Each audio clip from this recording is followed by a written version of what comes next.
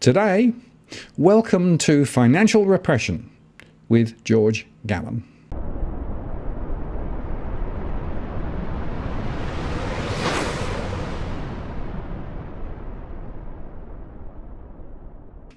Hello again, it's Martin North from Digital Finance Analytics, one latest post covering finance and prop news with a distinctively Australian flavour. Today, I'm joined again by George Gammon. Hi, George.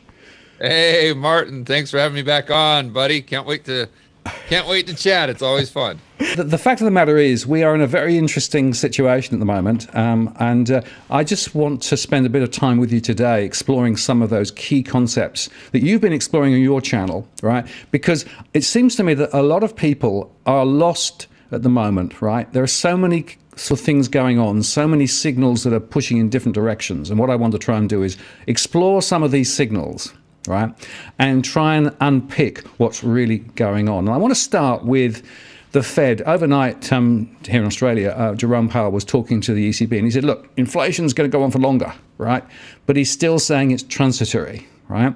And he's still saying that until things are actually really fixed, we're going to have to continue to, provide support for the economy. We will obviously taper at some point, but this is wearing so thin. What's your perspective on what he's saying? Does he really know what's going on or not? If he does, he's not going to admit to it, because their only power that they have is just expectations policy or psychology.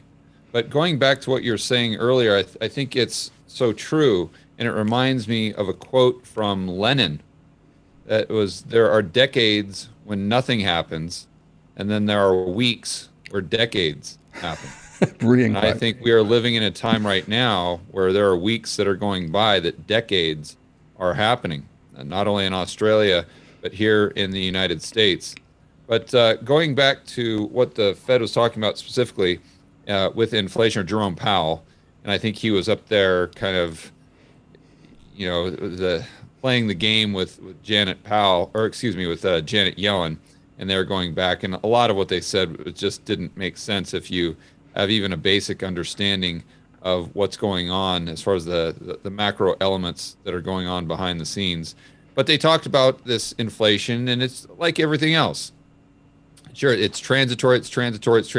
How long can they continue to say that it's transitory before they kind of disregard the actual definition of transitory, right? I mean, can we have transitory inflation for 10 years?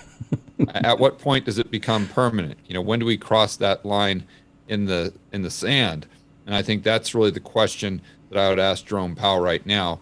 But if you really dig beneath the surface, this all makes sense, because they have to have financial repression, which means they need negative real rates, just like they had in the 1940s, and which they did intentionally, and just like they did maybe unintentionally during the 1970s. Why is this? Because the United States is the largest debtor nation of all time. Let's call it debt to GDP of 130%. And so the only way to get that debt to GDP down to where it's more manageable, let's say 50, 60, 70%, is through inflation. Now, I shouldn't say the only way. I should say that's usually the path of least resistance. We could default in a way that would be far more honest, which is what's going on with this brouhaha with the debt ceiling. And that's another topic of discussion that just shows you how insane the world is right now. But, they could just not raise the debt ceiling and actually have to start paying the fiddler. But I don't think there's any appetite in Washington or at the Fed to actually do the quote unquote right thing. But this just goes to show you that whether it's the central planners at the Fed, whether it's the central planners in the government, or our institutions that we have here in the United States and around the world, you can't trust them. And it's not just George Gammon saying that. Just put on your critical thinking cap and ask yourself, have these people been honest in the past? Since we've had, we'll call it the cerveza sickness to be YouTube friendly, have these politicians been forthright? Have they been humble to the point where if they don't know something, they'll come out and say, you know what? We just don't know right now. here's our educated guess, but we could be wrong. Here's all the data. You as a public citizen can make a decision that's right for you and your family based on your own personal risk reward. They've never once come out and done that. They've never once treated, at least here in the United States, the population as adults. They've been treating us like 3-year-olds, but 3-year-olds that really aren't cognizant of what's going on. And not only do they come right out and contradict themselves, but they just blatantly lie. Even the Biden administration here, and I'm not, favoring one side or the other.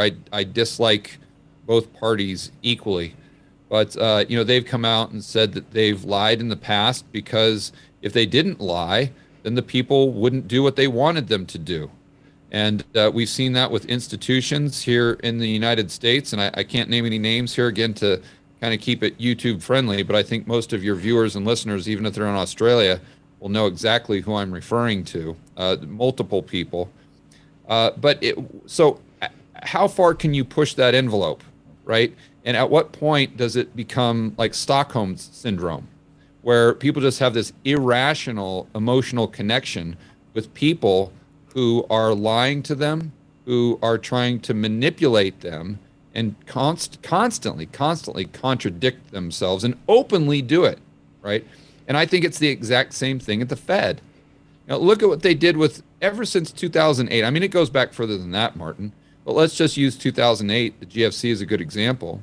Bernanke, well, actually, let's go back, because remember what the politicians and Ben Bernanke was saying, that everything is contained, that subprime is contained.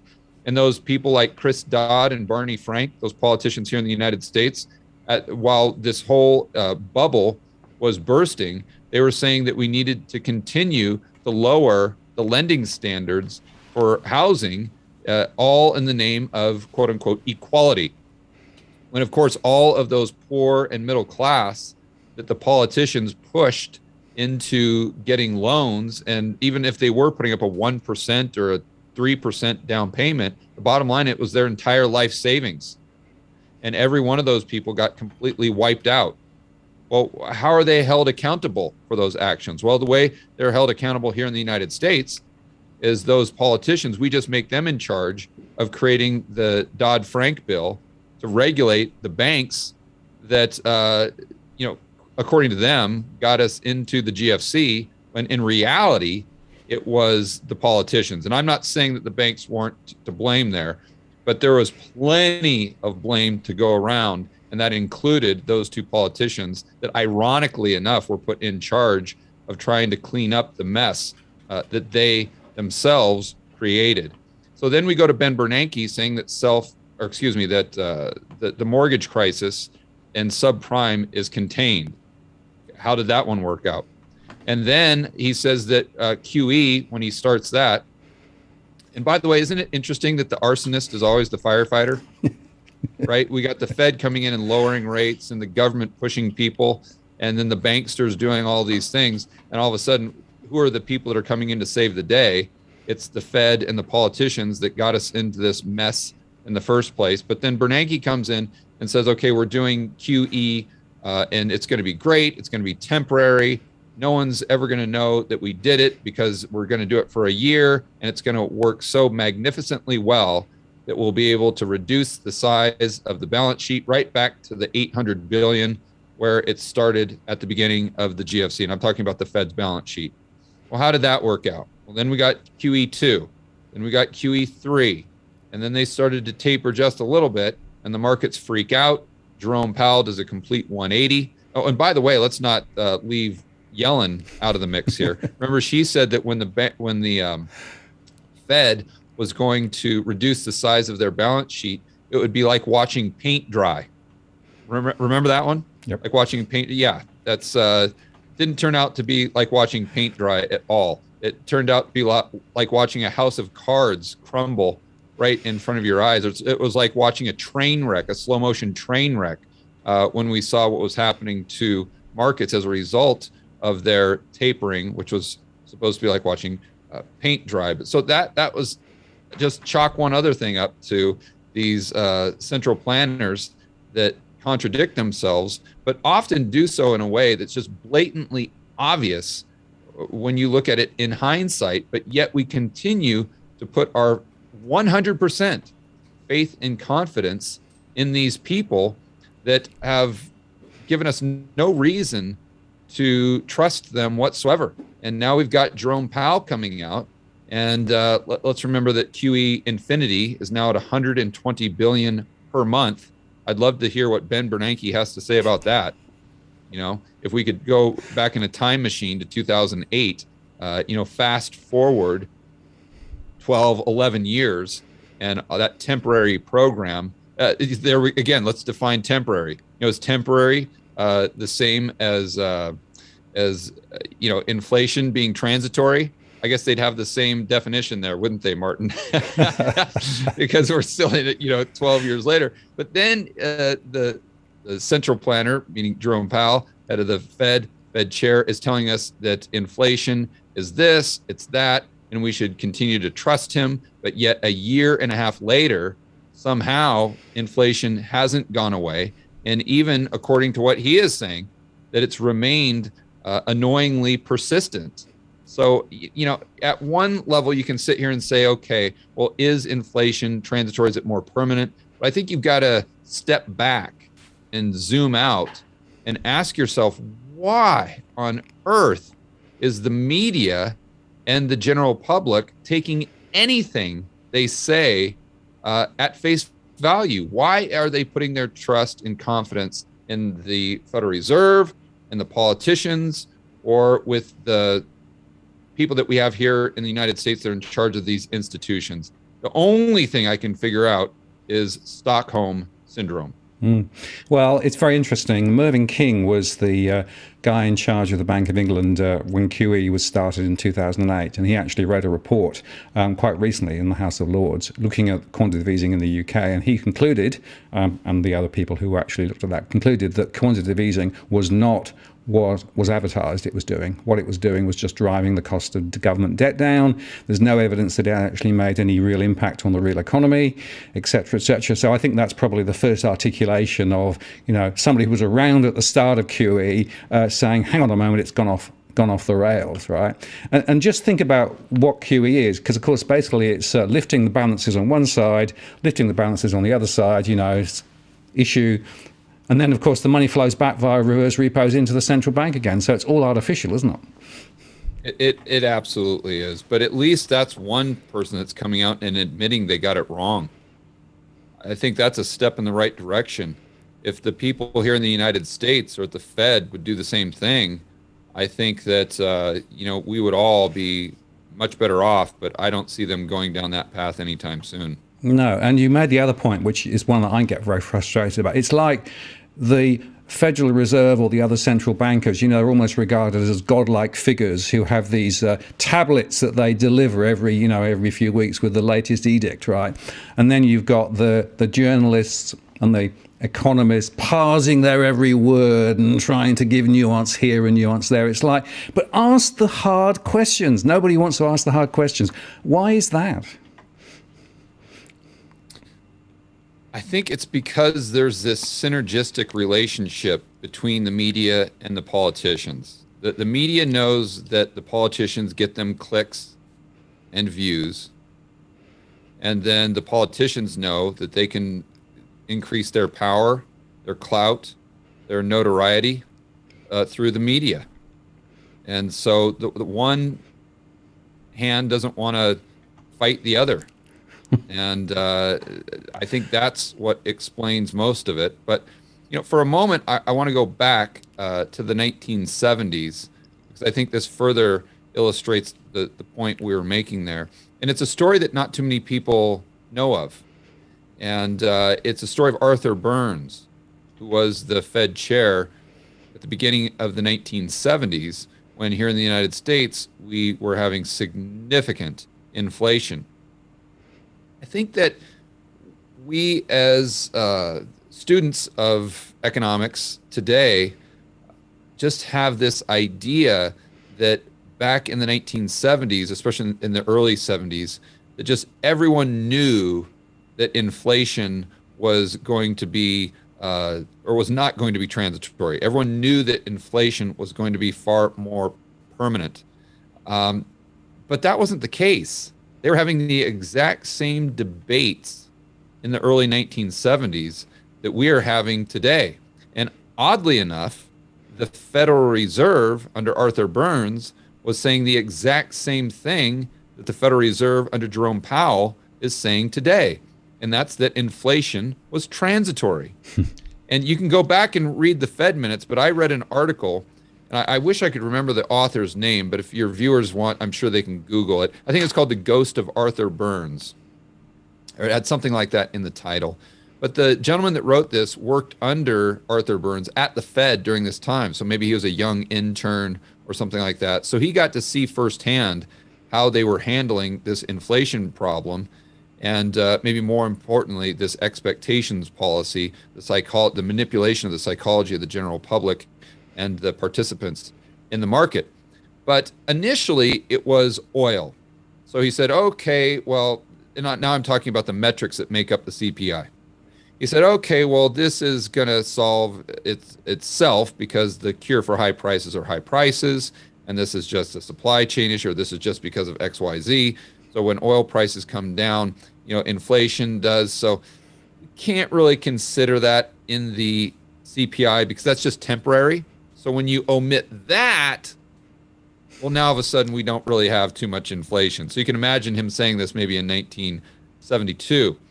But then inflation continued to go up, even when you omit oil, like he was trying to do. So then he said, you know what the cause is now? It's anchovies. The little, I don't know what you guys call them there, but those little fish, Yes. I guess there was some sort of like weather pattern, some weird weather pattern where the harvest, if that's what you call it for anchovies, was super thin, and it shot the price of anchovies up like, I don't know if it doubled or tripled, something like that, maybe something similar to what we saw with lumber. And Arthur Burns said, well, this is why we're getting all of this inflation, because anchovies are a key component in fertilizer, they're for food, and they're a key component in feed for like cattle or hogs or pigs or chickens or whatever. So it's really being transmitted through the entire process, and so it's being expressed through food prices, but it all boils down to the anchovy price tripling or quadrupling or whatever it did. So he said, well, so now since that's temporary, obviously, because it's just this freak weather storm that we got, well, then we need to really omit food prices from the CPI. So now all of a sudden, oil prices, energy prices are gone, and the food prices are gone as well. And then he's saying the same thing Jerome Powell was saying. Well, when you exclude these two things, well, now look, we don't really have too much inflation. And what he did through the span of the next, call it 2 years, is he kept omitting metric after metric after metric after metric out of the CPI until they were only left with about 35% of the original components that made the CPI. And then this was like 1974, 75. Even that 30 or 35% was going up at like 10 or 15% per year, where finally even Arthur Burns admitted that he was wrong. He made a mistake, and that this inflation was not transitory in any way, shape, or form. So I just think it's so ironic to look at what's happening today and what Jerome Powell is saying through the lens of history and what happened with the Federal Reserve and Arthur Burns in the early 1970s. That's very insightful. And of course, it's worth reflecting on the fact that more recently, inflation has been recalibrated, right? And so, for example, in Australia, costs of housing aren't really in the inflation numbers. They sort of have a quasi-rental proxy, right? That's what we do too. Yeah, we call it owner's equivalent rents. Yeah, but what it basically says is that the real costs for real people, right, isn't reflected in the CPI number. It's artificially low. And so there's been an attempt. And by the way, here, the Reserve Bank in Australia was the entity who actually pushed that through to basically make CPI lower. So if you think about that, what that says is actually that the inflation target that they're actually targeting is artificially reported low based on the way that they measure CPI to start with, which suggests that they've actually got rates way lower than they should be based on where CPI really is. That's a great point. We do the exact same thing here. First of all, with our CPI in the United States, if it was measured the same way that the actual government measured it back during the 1980s, let's say, it would be far higher than it is today. But let's look at the owner equivalent rent here, because we did the same thing. I don't recall when they made the transition from home prices to rents, but they're still underplaying the rents themselves. Let me give you an example. If you look at the CPI here in the United States, they're saying that rents last year, the Fed, went up by about 2 to 3%. 2 to 3%. Right. But if you look at realtor.com, which is, I don't know if you guys have realtor.com there, but it's pretty much a website. It's like the MLS, where almost every rental property or house that's listed for sale by an agent will go up on realtor.com. So they have incredible amounts of data. According to their numbers, during that same time frame, rents went up by almost 12%. So there's a 10% delta. Yep. And for those of your viewers or listeners who say, oh, well, that's just rents. Right. But rents in the United States make up about 20% of the total CPI. So if you get that wrong, you get the entire thing wrong. And as we can see, you know, what's interesting too, Martin, is they never err on the upside. You notice that? Whenever they change the calculation, it always makes inflation go lower than it otherwise would be. So I think that in and of itself should tell you what their motives are. Right. Now, you talked about financial repression earlier on. I just want to come back to that because I think that's a really, really important concept that people may not recognize, although they'll recognize the symptoms of it, right? But what it essentially is saying is that, you know, this is not a free economy anymore. This is not something which essentially has the normal supply, demand balances in the economy. It is all controlled, isn't it? Absolutely. Yeah. I mean, we go back to the 1940s in the United States, and what this financial repression is really just negative real rates. So that means that savers, that means people that hold bonds, that interest rate that they're getting is going to be less than the rate of inflation. So they are losing purchasing power. And let's think about what that means. You know, Milton Friedman called it the hidden tax, but it's not just a hidden tax. It's a regressive tax in the sense that it disproportionately affects the poor and middle class.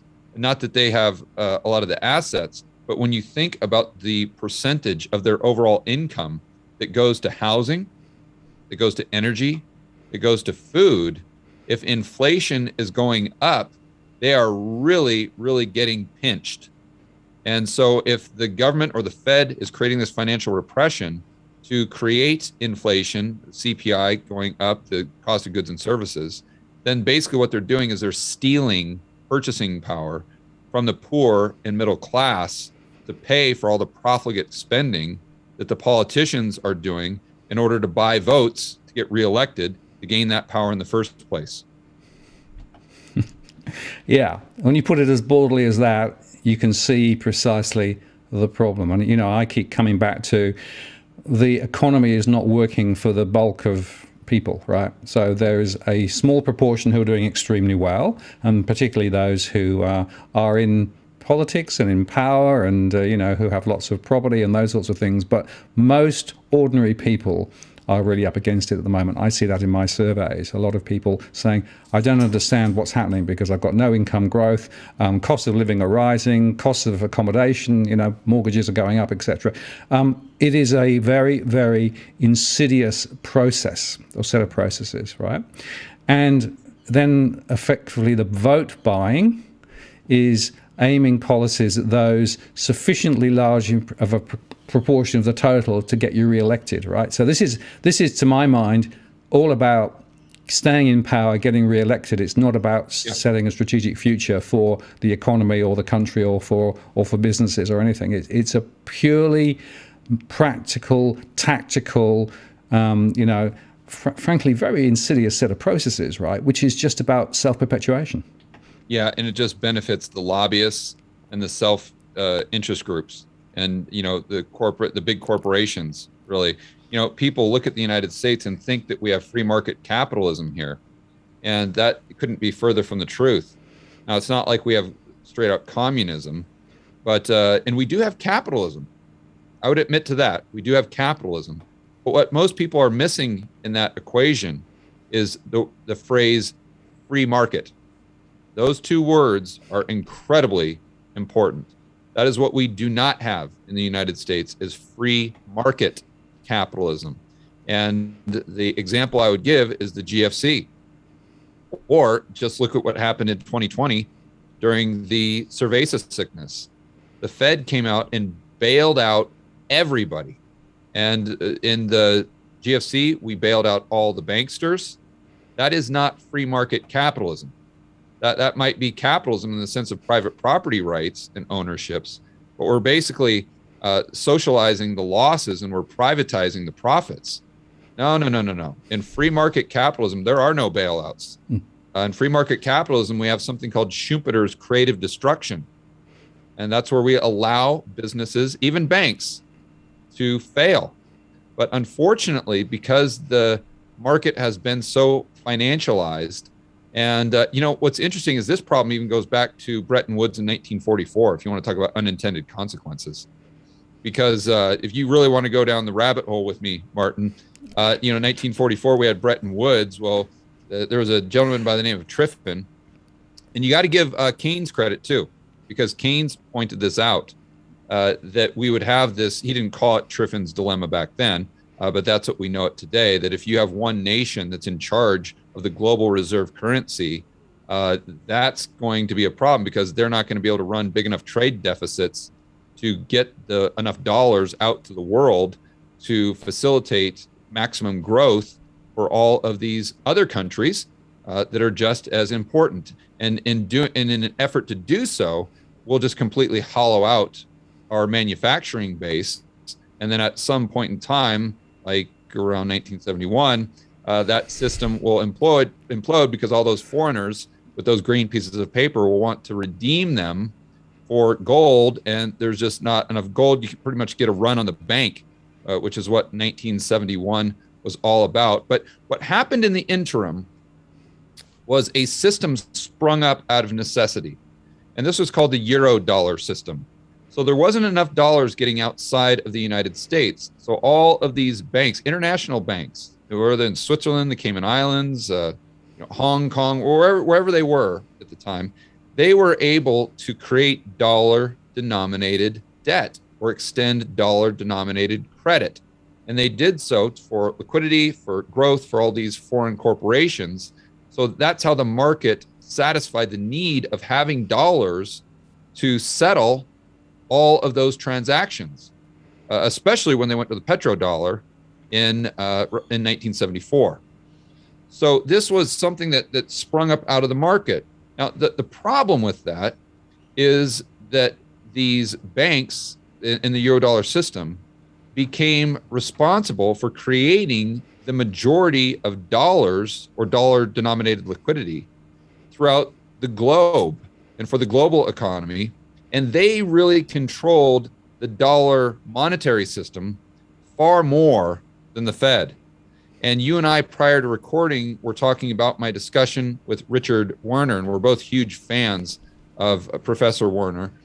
And, he pointed out that the commercial banks prior to the GFC were responsible for creating about 97% of the new dollars.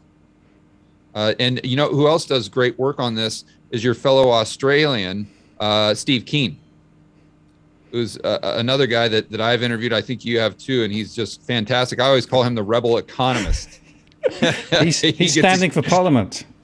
Yeah. Oh, is he? Yes.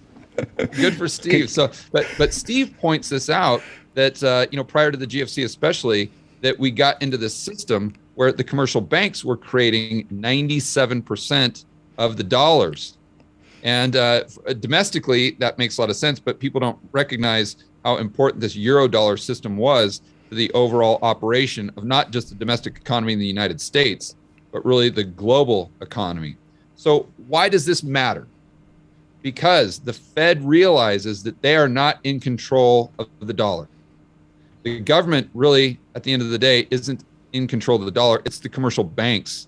So if you allow the banks to fail, the whole entire house of cards comes collapsing in on itself. Yep. Because we've created this system that is reliant on the banks for producing that dollar liquidity. Why is that dollar liquidity important? Well, let's just go back to Lehman Brothers. Why did they go bust? It was because all of a sudden they had to mark their assets to the market price. And they went out to the repo market because they had all these assets that were illiquid, but were still assets on their balance sheet that, ironically enough, within a year or two's time, they rebounded in price and were probably very near where they were before the crisis. And so then they went to the repo market to get the overnight funding they need, the liquidity they needed to stay in business. And the repo market basically gave them the finger. And because they couldn't get that liquidity they needed, they went bankrupt. They went tits up. So my point is that if the Fed allowed the commercial banks, the JP Morgans, the Goldman Sachs, the Wells Fargo, the Bank of America's here in the United States, if they allowed them to fail, that the whole entire global system would come crashing down. So they are not only systemically important, but they are too big to fail. And therefore, that takes on a moral hazard of its own to where they can create more and more risk, and they don't have to worry about it, more risk on their balance sheet. And they don't have to worry about it because they know they're going to be bailed out at the end of the day, whether it's during the GFC or whether it's 2020 or whether it's into the future. And the negative impact that has on the real economy, not only here, but in Australia, is that financializes the economy because the banks going back and forth with one another, creating derivatives and just having to make money on mortgages, et cetera. Basically, credit extension, this is how Professor Warner would describe it. You have credit expansion for the purchase of assets, and people these banks move away from credit expansion to businesses for productive, to produce productivity and create more goods and services, which is the true wealth in society. Absolutely. And 2 points, of course.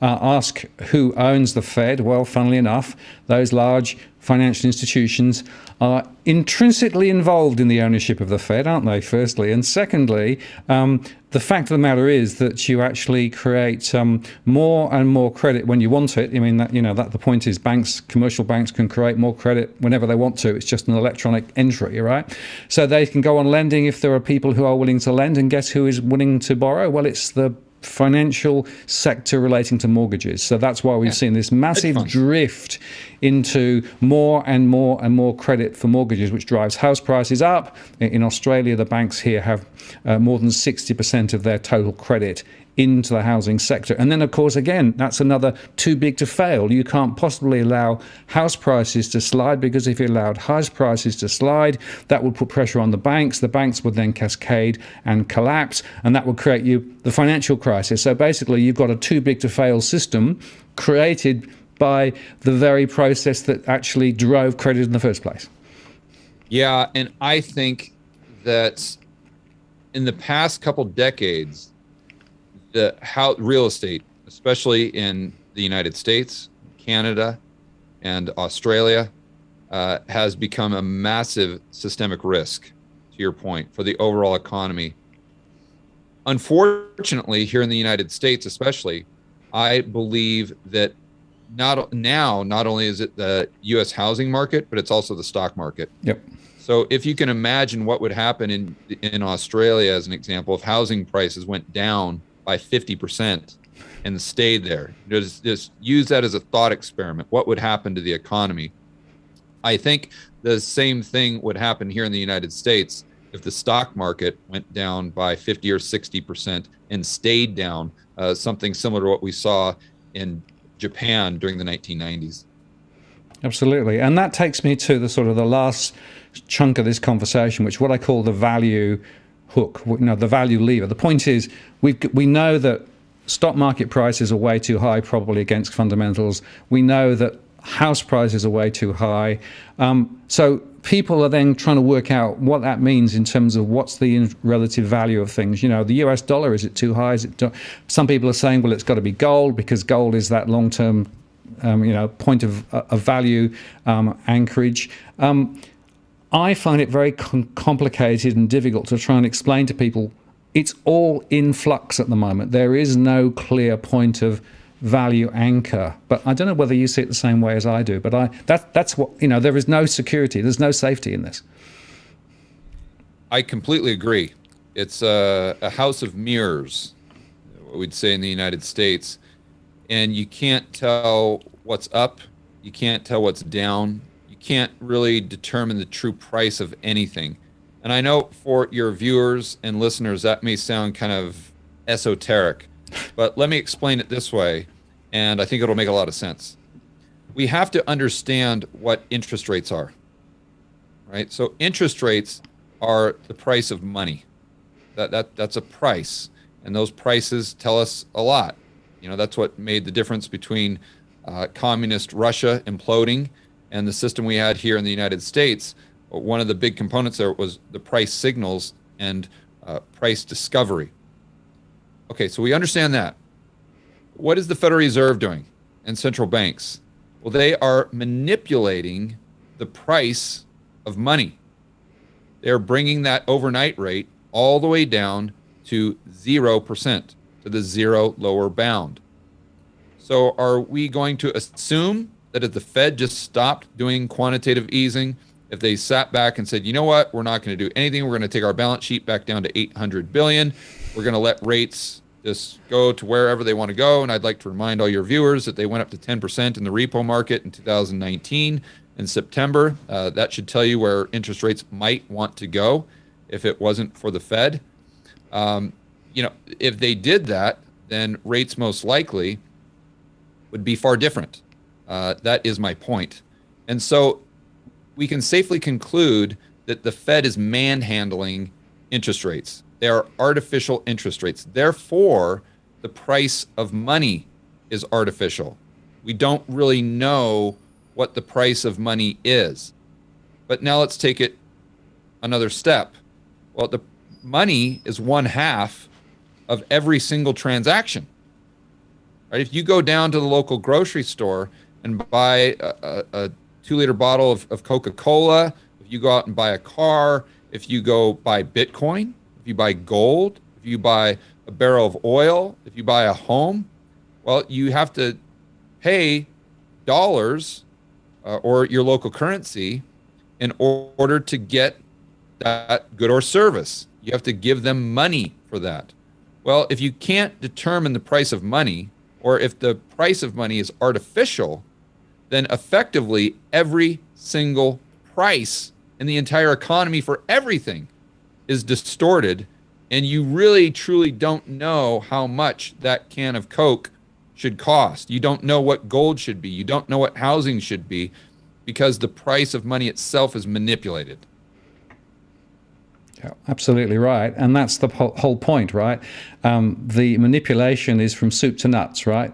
It's not right. Just in particular asset classes. And by the way, I'd also make the point that cryptocurrencies are in the same boat, right? So I know that there are some people who claim everything you're buying with money is in the same boat, because the price of money is distorted. Right.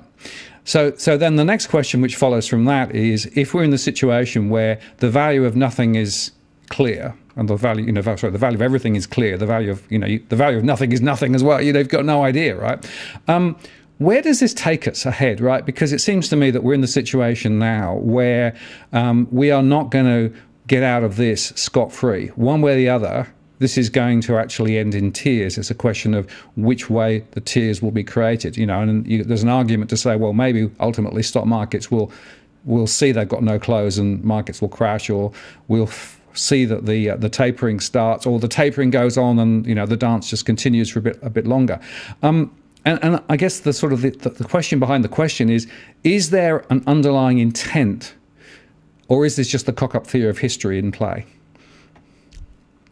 Well, let's start with your first point and go back to communist Russia. And remember, we were saying earlier that the collapse of communist Russia, one of the key components is there was no price discovery. There were no price signals, and therefore they couldn't allocate scarce resources efficiently. And after doing that for decades, the whole system imploded. So if we don't have any price discovery in the Western world, or in any economy where the central banks are manipulating money, therefore manipulating the prices, by definition, we have no price discovery, or at least not pure price discovery. Therefore, how can we expect that we will have any other outcome than what we saw in communist Russia? And that's an implosion of the entire system, because our scarce resources with alternative uses are not being allocated efficiently. So that would be point number one. On your second point, say, is this intentional? Is this unintentional? Is this the central planners at the World Economic Forum? Are these the politicians? Is this just a comedy of errors? Is this just because they are so incredibly incompetent? Or is it just that they all have this insatiable lust for power, so they'll do anything in order to get reelected? And it just turns out that anything is manipulating prices and puts us on the road to, from a freedom standpoint, I think it puts us on the road to serfdom, to a totalitarian police state. But from an economic standpoint, it takes us to a collapse in the overall system. It's very difficult to, I don't think anyone knows for sure. It's like anything else, there are no certainties, there are only probabilities. I know here in the United States, what I do often is look at what these central planners are saying, and the fact that they contradict themselves so often and just blatantly, it brings you to a conclusion that there's something else going on behind the scenes. So what I say on my Twitter feed all the time is an example here in New York City, or in a lot of areas, and this comes straight from the Biden administration. Anyone in these institutions that we've been talking about kind of toe this line, is when they talk about mandates as an example, or health passports, they completely ignore, they never even bring up what we would call natural immunity from having a prior infection from the symbiosis sickness. So if you are truly, quote unquote, following the science, you can't ignore that. And what that means is there's a completely different risk-reward profile for every individual. So the fact that these people that run these institutions, that we are supposed to believe everything that they say, or the mainstream media or the politicians, the fact that they're not bringing that up means that they're not being intellectually honest. And if they're not being intellectually honest, then in my opinion, and this may, it's just an opinion, I'm not saying this is, empirically true. It's at the end of the day, it's not about health. It's, to your point, it's about something else.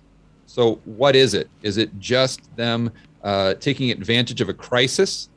We had that politician here say that you never let a good crisis go to waste. I believe he was the mayor of Chicago. So is it that, or is it some greater influence from, let's say, the World Economic Forum, where these politicians are just being used as puppets or as useful idiots, as Stalin and Lenin would refer to them? I think there's a decent argument for that as well, because of the language that's used by a lot of politicians here in the United States. Biden uses this language all the time. And up north of us, Trudeau uses the language nonstop. And what language am I referring to? It's the same kind of script that you hear out of the IMF and out of the World Economic Forum. And so they're all going to Davos. They're all meeting. So I think that it's kind of naive to believe that group of global elite doesn't have some sort of influence on these politicians. I don't know if your viewers have read the book, what was it, The Stories of an Economic Hitman? I believe was that the name of the book? But he basically talked, and now whether this is true or not, I don't know, but he basically said how, I think he was working for the IMF, he would go into specific countries, these smaller countries, like let's say Ecuador or some smaller country in Africa, and he would want them to do, or the IMF would want them to do X, Y, and Z. And if they did X, Y, and Z, they would get a loan for, let's say, $1 billion to create this infrastructure program. And if they didn't do X, Y, or Z, they would basically say, we're going to kill your family. Or we're going to do, we're going to make sure that you don't win the next election. So it becomes that where this politician has absolutely no choice but to go along with whatever the IMF tells them to do. And so could this be what's happening? I don't know. Another thing that I would suggest that there's some form of power grab at the extreme top with the Davos crowd is you look at the ESDR, the digital SDR. I don't know if your viewers are familiar with that, but that's a special drawing right. Yep. That's basically the currency that is issued by the IMF. Well, their big push now is to have the digital SDR as the global reserve asset for central banks. And they want this to replace gold and, of course, the dollar. Well, if we go back and think about this quote unquote exorbitant privilege the United States has had, and I'm sure your viewers know the economic impact of what I'm referring to, having the global reserve currency and how we have basically been able to consume far, far, far, far, far more than we produce, because all we have to produce are these green pieces of paper, and all the foreigners just make us goods and send them to us, and then they buy our treasuries. That keeps the interest rates low for us, which means more credit creation and kind of a higher standard of living. That higher standard of living doesn't come with as a result of productivity, right? So that's this exorbitant privilege. Also, I would argue, look at the power that the United States has had on a global scale since 1944. And, we've got, 900 military bases all over the world. And I'm not going to argue whether that's a good thing or a bad thing. But the bottom line is the United States is, and I know it's waning right now, but for the last decades, since 1944, really, the United States has been the global superpower. And I want to emphasize the word power. So if we can safely conclude that one of the main reasons they have been the global superpower is because they have the global reserve currency, well, then what happens if that global reserve currency or global reserve asset turns into the digital SDR? Well, all that exorbitant privilege and power that one country had, that at least has elected officials, would all go to the IMF. And the IMF and the World Economic Forum are really tied at the hip.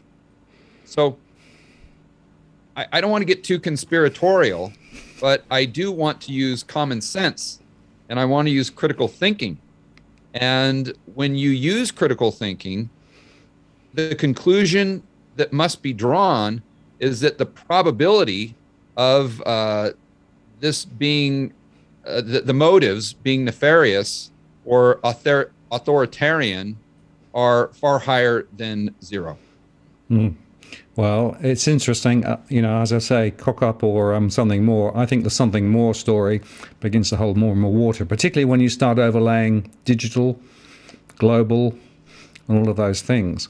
Last question, though, is parallels to the fall of Rome. Yeah.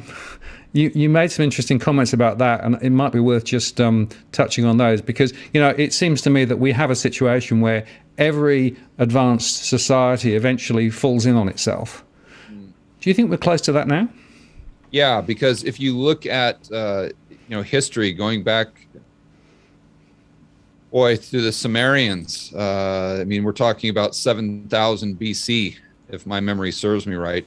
And you take it through that empire all the way through, the Ottoman Empire, the Roman Empire, the Byzantine Empire, and you see that it's just the same story over and over and over again. They start off strong, they get rich, and then they get extremely weak. They devalue the currency. They try to take they try to devalue money, I should say, and they take the easy road out, or the easy path, and the whole entire empire collapses in on itself.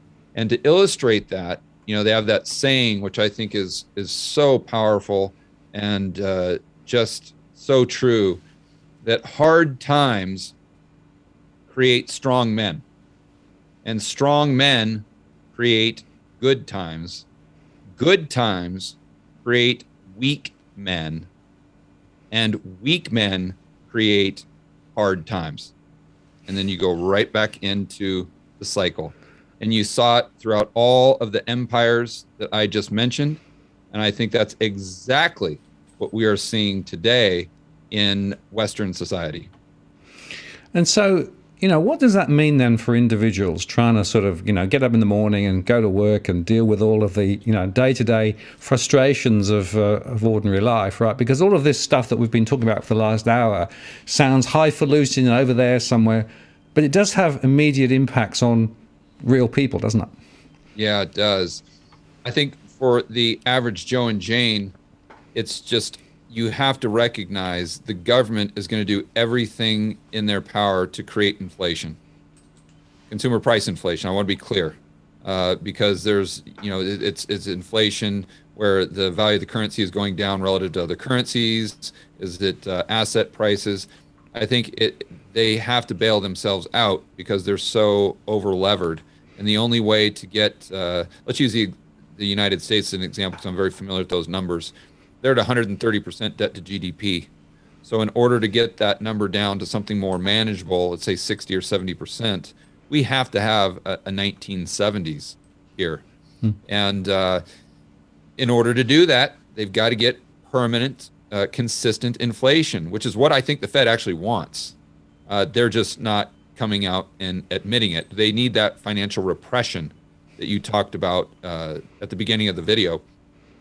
So I would make sure that people are thinking through the ramifications of what that means to the purchasing power of whatever asset it is, especially cash, that they have on their balance sheet, and how to position themselves accordingly. And what I'm not saying is that it can happen all in a straight line.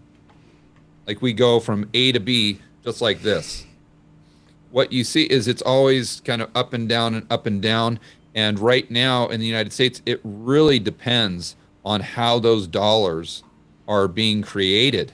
Because if we're just reliant on the commercial banking system, we have seen the extension of credit here actually decline substantially when you look at a time frame from about, call it April or May, when we got done with the PPP loans here, to today. So that would be an extreme deflationary pressure, but that's been offset by the government spending money into existence, by the Fed monetizing the debt and buying the majority of those treasuries that Janet Yellen is issuing. So in that environment, we are at the mercy of the central planners, the politicians. Are they going to come out with a $5 trillion stimulus package? Okay, if they do, then you're probably going to see an inflation spike again. And again, we're talking about consumer prices. But if they don't, if there's gridlock in Washington and they don't come to an agreement, well, then you're going to see disinflation, where prices are still going up, but they're going up at a much lower rate. And then if we go back to where we were, we might even see some deflation, especially in asset prices. But then if we move into this world where we have a central bank digital currency, what that means is that we all have an account with the central bank, and therefore they can take those bank reserves, which is really the only thing that they can create, and they can turn those effectively into legal tender, because they can deposit those directly into your account and you can spend those as normal dollars in the real economy. So then they can control velocity much better, because they can just put a time limit on the spending for your, let's call it UBI, and they can make sure that they get inflation up to where Uncle Sam, in this case, needs it in order to be bailed out. Well, if they move into that system, then I hate to say it, but you want to make sure that your portfolio is in line with the central, or with the government, meaning that you've got good, solid, productive, fixed rate debt, or you've got gold, you've got something that they can't print. And I don't know what that is in Australia, because the housing market there is so high that you don't want to be forced into buying a real asset if that real asset itself is at nosebleed levels and in a bubble. Therefore, you're taking on maybe even more risk than you have with inflation risk and losing purchasing power with your cash position. So, but I just, at the very least, I think, yeah, you got to own 10% of your portfolio needs to be in precious metals or dividend-paying stocks and commodities or something like that. Right, and so that's the point, really. High levels of uncertainty, right? It could be an inflationary or a deflationary future. It could be one where essentially we get more intervention and, as you say, digital currencies and even maybe negative interest rates, right? So the level of uncertainty is as probably high as it's ever been. And that should shape the way that individuals think about their financial position and individuals think about, their investment portfolios and things, right? I don't think there's any silver bullet answer, right? And I get very frustrated when people say, look, simple, go crypto or go gold or whatever it is, right?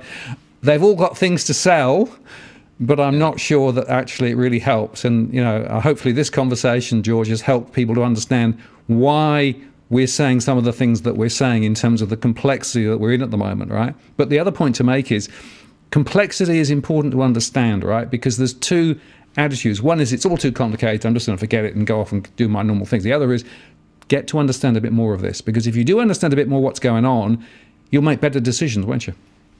Yeah. So what I was just writing down there is what I try to encourage everyone to do. Is you got to know what you don't know. And that so few people, it sounds simple. So few people do that. And if you really think that through, it's extremely powerful. The other thing that you were saying that I'd like to comment on is how uncertain the world we live in is today. So this is not the 1980s where you can just buy a bond, at a 15% interest rate, set it and forget it, and just have the 60-40 portfolio, and you're just going to do great for the next 3 decades and retire, and just do what all your friends do, and you're going to be fine. We do not live in those times anymore. They may be in the future, but they are not here now. So I think the real takeaway probably for this video, if someone were to take away just one message, is that the more uncertain times get, the more research you have to do.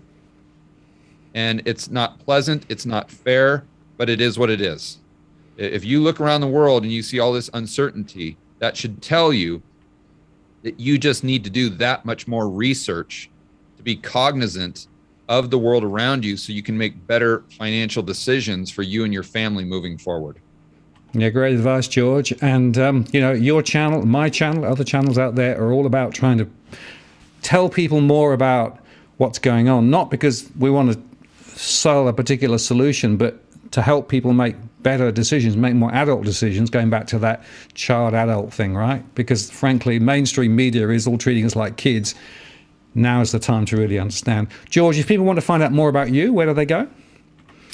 Oh, you can just Google my name. It's typical spelling George. Last name is Gammon, Gammon. I'm everywhere on YouTube, on Twitter, Instagram. I think I even got a Facebook page, but you just Google my name and everything will pop up. Terrific. Well, I really appreciate your time today. Thank you very much for sharing your insights. Always love chatting with you because we go into some deep and dark places, but with good intent, I think, George. That's right. That's right. Thanks for having me on, Martin. Okay, take care. See you soon.